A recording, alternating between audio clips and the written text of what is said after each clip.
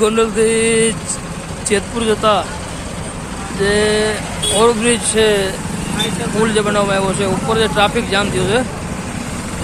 કારણ કે જોઈએ તો આ આઈસર છે બંધ થવાથી, કારણ કે અહીંયા જોઈએ તો સામે સામે બે જ વાહન આવી શકે એવું છે. પણ છતાં અત્યારે એટલો બધો ટ્રાફિક થઈ ગયો, એક ગાડી બંધ થવાથી જે ટ્રાફિક જે સર્જાયો છે. આ દ્રશ્યો જોઈ રહ્યા છો, અમારા સૌરાષ્ટ્ર અસ્મિતા ન્યૂઝના માધ્યમથી ફૂલ ટ્રાફિક છે. આ રોડ ઉપર આખો પુલ બંધ થઈ ગયો છે.